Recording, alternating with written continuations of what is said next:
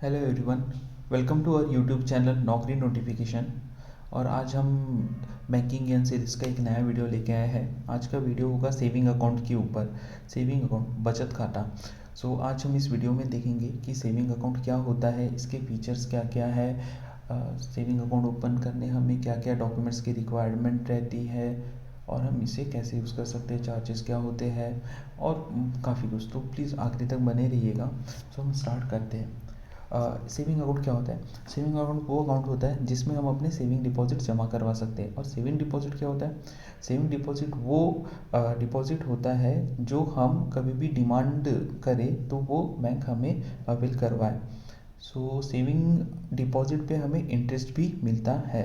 इस तरीके से सेविंग अकाउंट में हमारा सेविंग डिपॉजिट होता है और इसके साथ साथ हमारा सेविंग अकाउंट मेनली सेविंग्स को ही प्रमोट करता है। हमारे इंडिविजुअल्स की सेविंग्स को, जो सेविंग्स हमें एज अ सैलरी मिलती है या फिर हमें बिजनेस इनकम मिलती है या लोन के थ्रू मिलती है, ये सारी चीज़ों को हम सेविंग अकाउंट में यूज़ करते हैं। इसके साथ साथ हम सेविंग अकाउंट में अपनी सेविंग के साथ साथ इन्वेस्टमेंट्स को भी मैनेज करते हैं और उसके थ्रू हमारे एक्सपेंसेस भी हम मैनेज करते हैं। उसके साथ साथ हम अपने सेविंग अकाउंट से कभी किसी को पैसे देते हैं या तो कभी किसी से अपने सेविंग अकाउंट में इंडिविजुअल लेवल पे पैसे लेते हैं। ये सब सारे फीचर्स हैं एक सेविंग अकाउंट के। इसके आगे हम देखेंगे कि एक सेविंग अकाउंट हम कहाँ ओपन करवा सकते हैं। तो हम सेविंग अकाउंट कोई भी पब्लिक या प्राइवेट बैंक में ओपन करवा सकते हैं। एसबीआई में ओपन करवा सकते हैं, पोस्ट ऑफिस में ओपन करवा सकते हैं, नेशनलाइज्ड बैंक जैसे bank of Baroda, Punjab national bank, Canara bank, bank of Maharashtra, इन सब बैंकों में आप अपना सेविंग अकाउंट ओपन करवा सकते हैं। प्राइवेट बैंक्स में भी ICICI, एक्सिस, HDFC, इन सब सारे बैंक्स में भी अपना सेविंग अकाउंट ओपन करवा सकते हैं। RRB, रीजनल रूरल बैंक्स में भी आप सेविंग अकाउंट ओपन करवा सकते हैं। कोऑपरेटिव बैंक्स में भी अपना सेविंग अकाउंट ओपन करवा सकते हैं। आजकल तो काफ़ी एडवांस हो गई है टेक्नोलॉजी। मीन्स कई टाइम तो आपको बैंक जाने की भी ज़रूरत नहीं, आप ऑनलाइन भी अपना सेविंग अकाउंट ओपन करवा सकते हैं बैंक्स में। इसके आगे हम देखेंगे कि सेविंग अकाउंट कौन ओपन करवा सकता है। एक saving account residential individual open करवा सकता है। जो भारत में रहते हैं वो सारे लोग अपना सेविंग अकाउंट ओपन करवा सकते हैं। HUF, हिंदू अनडिवाइडेड फैमिलीज अपना सेविंग अकाउंट ओपन करवा सकती है। NRIs, नॉन रेसिडेंशियल इंडिविजुअल्स अपना सेविंग अकाउंट ओपन करवा सकती है। ट्रस्ट सोसाइटीज़, एजुकेशनल इंस्टीट्यूशंस, ये लोग भी अपना सेविंग अकाउंट ओपन करवा के इंटरेस्ट का बेनिफिट ले सकते हैं। आगे देख रहे हैं कि हमारे एक सेविंग अकाउंट अगर हमें ओपन करना है तो हमें किन किन डॉक्यूमेंट्स की रिक्वायरमेंट होती है। तो सबसे पहले रिक्वायरमेंट होती है, अगर आप सेविंग अकाउंट ओपन करवाने बैंक जाते हैं तो आपके पास कलर फ़ोटो तो होना ही चाहिए। इसके साथ साथ आपके पास ऑफिशियली वैलिड डॉक्यूमेंट्स होने चाहिए, OVDs। मीन्स एक तो आपके पास फ़ोटो आइडेंटिटी प्रूफ होना चाहिए, इसके साथ साथ आपके पास एड्रेस प्रूफ होना चाहिए। इन डॉक्यूमेंट्स, फ़ोटो आइडेंटिटी और एड्रेस प्रूफ के लिए आप PAN card, Aadhaar card, driving licence, passport, voters ID या इलेक्शन कार्ड या job card issued by NREGA, ये सर्टिफिकेट्स आप इतने डॉक्यूमेंट्स आप सेविंग अकाउंट ओपन करने के लिए यूज़ कर सकते हैं।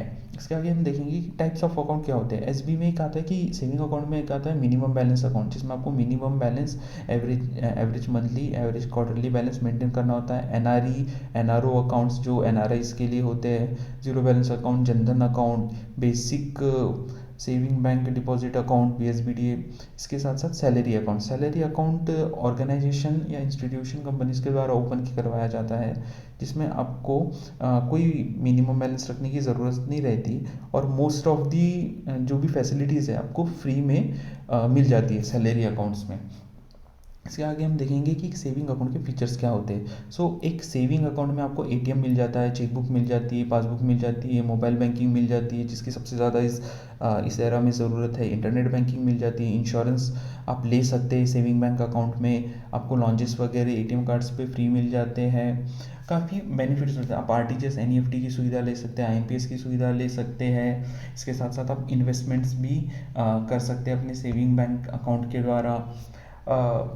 ये सब आप फैसिलिटीज़ कभी भी ले सकते हैं। विड्रॉल्स होते हैं, विड्रॉल फॉर्म्स मिल जाते हैं आपको।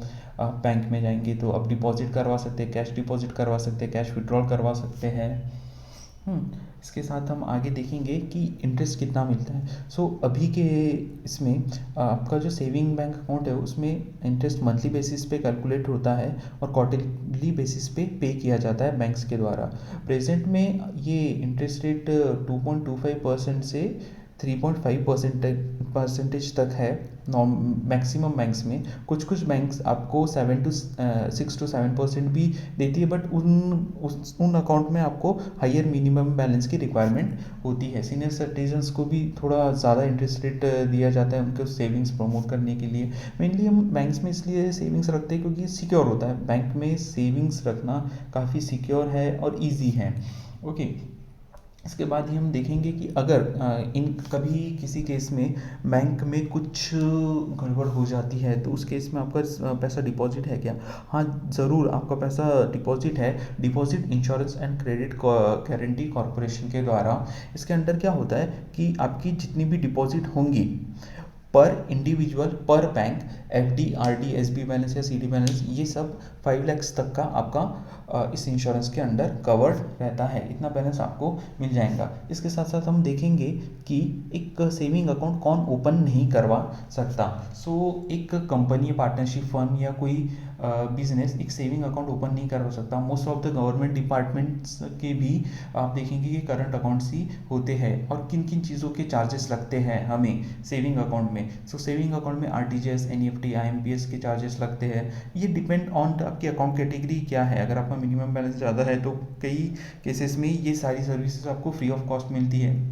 और अगर मिनिमम बैलेंस कम है या फिर आपका अकाउंट कैटेगरी कुछ कम है तो उन केसेस में आपको चेक बुक या चेक बाउंस के या मिनिमम बैलेंस चार्जेस लगते हैं या डुप्लीकेट स्टेटमेंट के भी चार्जेस स्पूल होते हैं। मीन्स आपको चार्जेस, ये सारे चार्जेस लगते हैं। इसके साथ ही हम देखेंगे कि एक मीन्स इसके साथ साथ कि हमारे प्रोस क्या है। मीन्स हमें सेविंग अकाउंट क्यों करवाना चाहिए? तो हाईली सिक्योर होता है। मीन्स इनफैक्ट इंडिया में अभी 85 to 90% सेविंग अकाउंट ही है। जितने भी अकाउंट्स हैं सारे 85 to 90% उनमें से सेविंग अकाउंट्स ही है। सिक्योरिटी अच्छी है, आपका ऑपरेशंस काफ़ी इजी है, काफ़ी इजीली हैंडल हो जाते हैं। इंटरेस्ट मिल जाता है आपको सेविंग अकाउंट पे, इसलिए आपको हमेशा सेविंग अकाउंट के साथ जाना चाहिए। उसमें थोड़ा बैलेंस हमेशा रखना चाहिए। जो भी आपका मिनिमम 6 मंथ्स का तो आप बैलेंस रखिए कि अगर आपको 6 मंथ्स में जितनी भी अवेलेबिलिटी होगी, मीन्स जितनी भी अमाउंट की ज़रूरत होगी, लगभग उतना बैलेंस आपको अपने सेविंग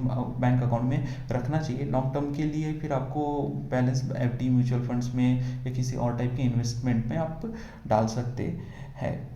सो फ्रेंड्स, आज की वीडियो में हम आपके लिए बस इतना ही लिखा है। प्लीज़ अगर आपको कुछ और जानना हो, कुछ और आपके कमेंट्स हो, कुछ और आपके डाउट्स हो तो आप कमेंट करिए, मैं ज़रूर रिप्लाई करूँगा। Okay, thank you for watching this video.